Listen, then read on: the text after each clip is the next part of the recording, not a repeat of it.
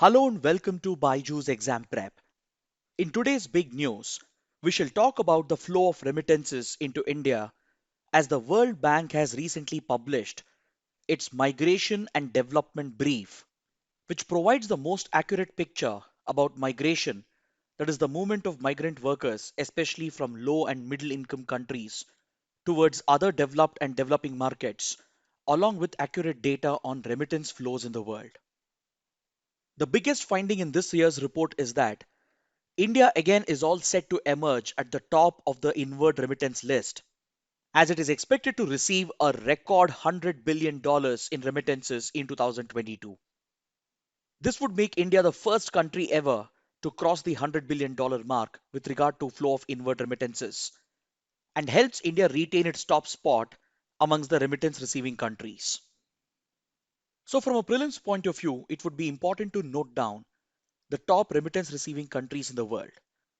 First is India, followed by Mexico, China, Philippines, and Egypt. According to the World Bank report, remittance flows to low and middle income countries has withstood global headwinds, that is, disruptions caused to the global economy by the pandemic and the Russia Ukraine conflict. And despite these challenges, remittance flows have increased by 5% to reach around $626 billion. India's remittance flows in particular is estimated to grow by 12% from 7.5% last year, which will help India touch the $100 billion mark as compared to $89.4 billion that India had received last year. The World Bank report attributes this increase in remittance flows to India to the large percentage of skilled Indian migrant workers who are earning higher salaries in developed markets such as US, United Kingdom, other European countries, and as well as in East Asia such as Japan and South Korea. So before we proceed to analyze this any further, it's very important to understand what are remittances and why are remittances important, particularly to low middle income countries.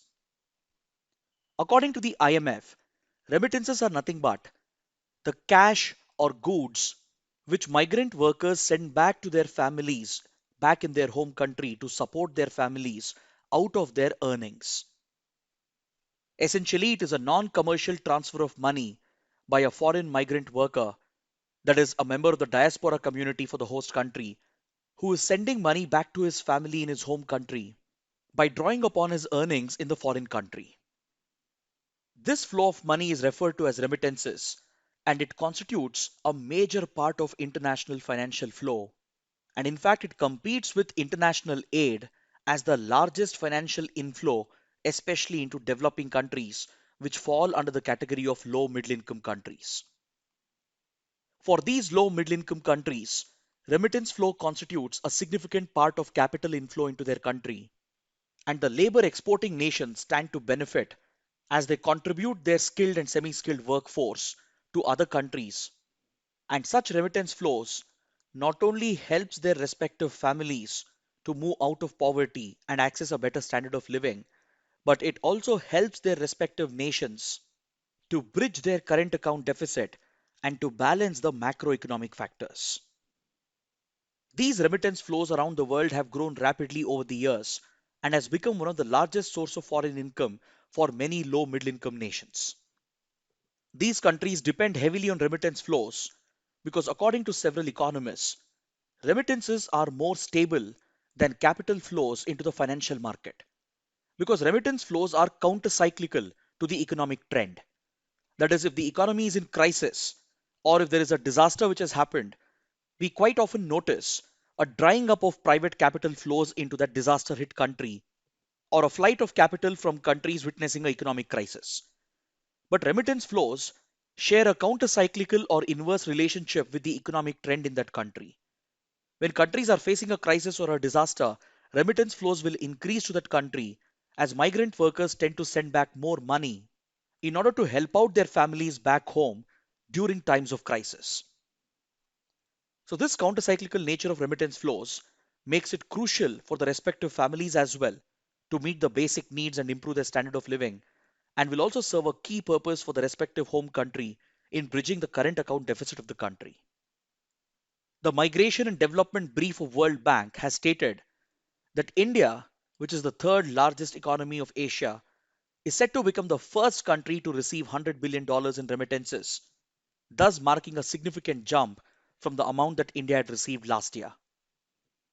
The primary reason why remittance flow into India is seeing a jump despite the global challenges is because highly skilled Indian workers in developed markets such as US, UK, and other European countries, and as well as in Gulf and East Asian countries, have been easily able to find high paying jobs along with a strong labor market, which has directly helped them to send more money back home to their families in India.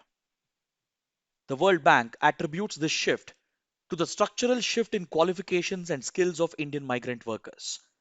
As more and more Indian professionals travel abroad to work and settle, many of them manage to land high paying jobs in major sectors, which allows them to continue sending money back home despite the global economic challenges. Especially during the pandemic, skilled Indian migrant workers found high paying jobs along with witnessing an increase in their savings due to work from home options. And even semi skilled Indian workers found a number of jobs in various labor markets due to the pandemic led surge seen in various economic sectors. So, despite high global inflation in the last few months, and despite the global economic challenges, Indian skilled and semi skilled workers have been able to send more money back home to India, thus helping bring $100 billion worth of remittances into India. In this context, it's very important to understand the pattern of remittance flows into India. One of the biggest contributors for remittances is the GCC region or the Gulf Cooperation Council region. It essentially refers to the West Asia region where millions of Indians have settled, and data from UN and the Ministry of External Affairs shows that more than 10 million Indian workers have settled and are working in West Asian countries. For example, in the United Arab Emirates alone, there are close to 4 million Indians, followed by another 4 million Indians in Saudi Arabia. The rest are distributed in other Gulf countries such as Kuwait, Oman, Qatar, Bahrain, and almost every year, more than 50% of the total remittances that India receives comes from the Gulf countries alone. States such as Kerala stand to benefit immensely by this, as Kerala happens to be a top contributor of migrant workers to the Gulf nations. The flow of remittances into Kerala accounts for nearly one third of the state GDP, and in the last one decade, workers from other states as well are traveling in large numbers to the Gulf countries, thus bringing 40 to 50 billion dollars almost every year from the Gulf region alone. This is one reason why India's relations with the Gulf countries is absolutely critical. It's important for India to ensure the safety and well-being of its workers in the Gulf nations, not just to protect the remittance flows and the economic health of the country, but also to assist the Indian workers who are contributing immensely to the Indian economy and India's foreign policy by contributing to the economic development of the Gulf nations. In countries like UAE, Kuwait, Qatar, Indian workers constitute the backbone of their economies in various sectors such as oil refining, construction, hospitality, etc. But they also face a number of challenges, including exploitative labor, poor wages, lack of social security, risk of being abused by their employers, etc. And it's in this regard that India tries to step in to protect the safety and well being of Indian workers.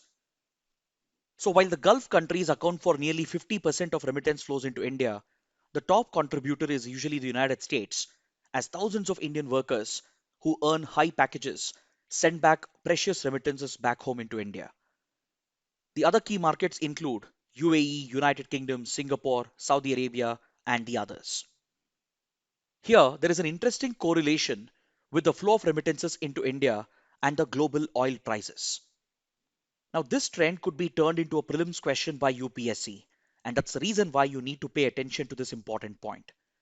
It has been observed that over the years, whenever there has been a downturn in the global oil market and when global oil prices have fallen, there has been a corresponding decline in remittance flows into India.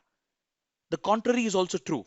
Whenever the global oil market has surged and the prices have increased, there has been a corresponding increase in remittance flows into our country.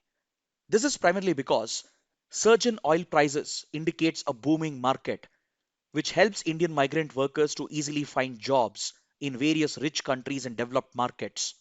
thus helping them send more remittances back home to the country. On the contrary, when the oil markets see a depression, it indicates weak global economic and market conditions, which affects the labor market as well, and thereby depreciates the remittance flow into India as well. So, with this, I would like to conclude my discussion. And if you found the initiative to be helpful, do press the like button, share your comments below, and don't forget to subscribe to our channel. Thanks for watching.